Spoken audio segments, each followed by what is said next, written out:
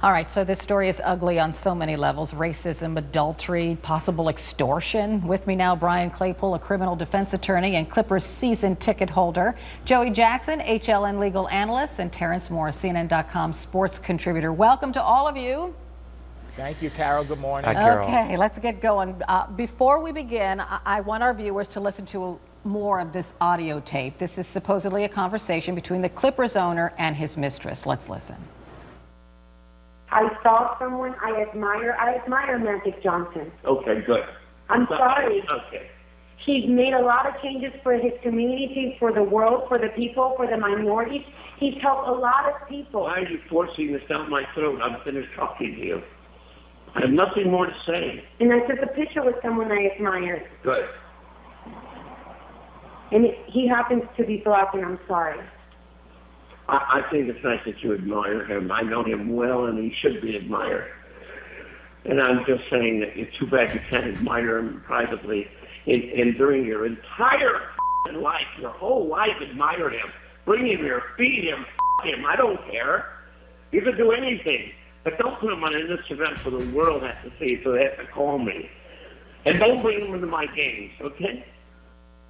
This is so unbelievably ugly. Now, according to the mistress's lawyer, this was recorded by V. Steviano, the mistress, but not released by her.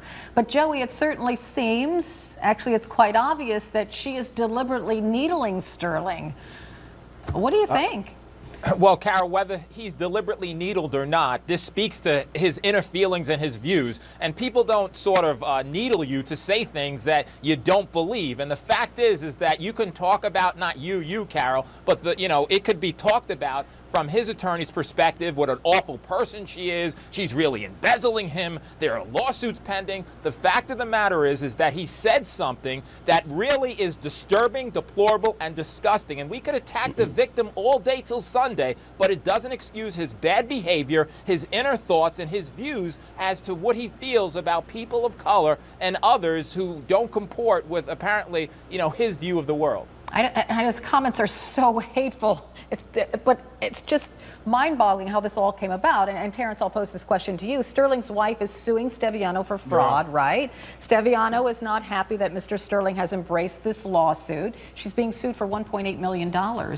So I guess she's trying to force him to make, well, they're not divorced, he and his wife, right? See, it's an ugly soap opera. I mean, this would be great for Oprah's network, the haves and the have-nots, and this is the haves and the haves, I guess. But, this entire thing is smacks of Mars Schott. Mars Schott was the owner of the Cincinnati Reds back in the mid-1980s to the late 1990s, and she had a rather loose tongue saying different things. But what Major League Baseball did, and this is what's going to happen here in the NBA, they basically forced her to sell the team. And what they did was, first they suspended her for an entire season. Then a couple of years after that, they did it for 3 years, and they're going to do it a third time. And that's when she, all of a sudden, out of clear blue sky, decided to get rid of the club. This is going to be a very similar scenario, hopefully faster than what it took to get rid of Mars Schott. Well, supposedly the NBA is going to come out with some sort of statement today. We'll see, right? Well, they have to. And the maximum that they can fine him, by the way, according to USA Today, is $1 million. But you're talking about a guy that's worth $1.9 billion. I don't think that's going to dent his pocketbook very much. I don't think so. Brian, whether or not this is the result of an ugly domestic saga, if this is Sterling on that tape, the ugly truth is now out for all to see. The question is, why do you think it took so long?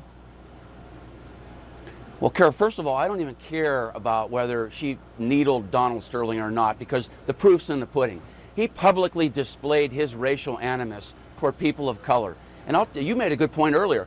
Where has the NBA been for the last decade? It's no secret here in Los Angeles that Donald Sterling has been sued many times for discrimination against blacks, discrimination against Hispanics, discrimination against women, discrimination against elderly people. And you tell me why nothing's been done? The NBA shouldn't be doing an investigation. There should be an independent investigation of Donald Sterling, because the commissioner's commissioned by the owners. We need an independent investigation of Donald Sterling, and he needs to be removed of ownership immediately.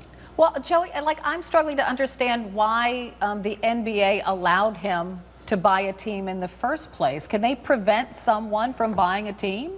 It's a wonderful question, Carol, but the reality is that, I mean, what are you going to do? Conduct an inner compass of how somebody really feels in some kind of litmus test to see if they're racist or something else? Certainly backgrounds are appropriate. They should be and need to be looked into in all circumstances. However, for whatever reasons, he got through. He had the money. It's an economic game, and he was able to do it. The issue now is how is he sanctioned, and it needs to be appropriate. A billionaire, to give them a fine of $1 million or whatever you can, doesn't do anything. It's simply the cost of doing business. A suspension, which is within the commissioner's authority, now we're speaking a long-term suspension. In terms of removal, that's what many of us want. However, I don't know that that could immediately happen just because of the legal issues surrounding that. But this needs to be dealt with swiftly, properly, and appropriately, Carol, so that it sets a deterrent. People should not be feeling this way and subjecting others to views like that in this day and age or ever.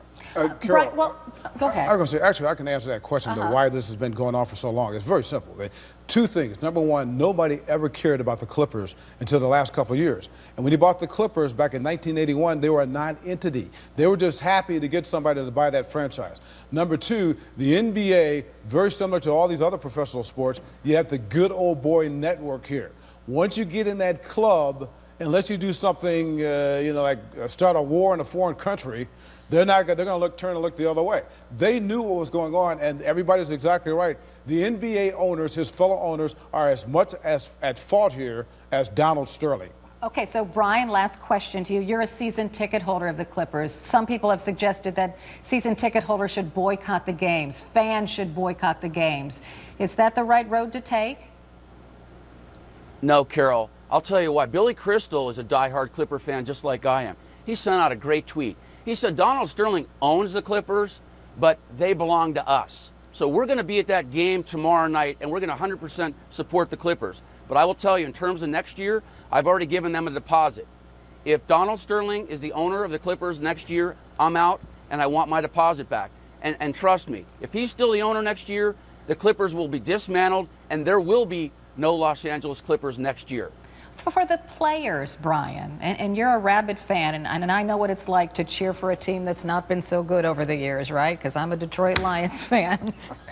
But They're getting better, Carol. they are getting better. Yes, they are. They'll be good next year, I'm sure. But Brian, the players, they turned their jerseys inside out so the Clippers name wouldn't show on their T-shirts. I really feel for them because now they finally made the playoff. They're so excited. They've worked so hard, and then this happens, and now they're ashamed to be on the court. Carol, absolutely. Let me share a story with you. I sit in the same row. I have the privilege of sitting in the same row as Chris Paul's family. 2 seats to the left of me are his parents, his wife, his beautiful son. And I will tell you, the most humble family you will ever meet. The parents still live in North Carolina, Carol. You would think most people would pack up and run to LA in a heartbeat. They still live in North Carolina. They love it there. Chris Paul's dad worked at his grandfather's gas station for many years. Very humble family. Does Donald Sterling even know that? He doesn't even take the time to get to know his players. Does Donald Sterling realize that Doc Rivers, the head coach, is married to a white woman? Does Donald Sterling realize that Alvin Gentry, his assistant coach, is married to a white woman? Are you kidding me? Does he realize that I have a little girl that's 50% Mexican and she goes to the games with me? It's despicable. Joey Jackson, Terrence Moore, Brian Claypool, thanks to all of you. I appreciate it.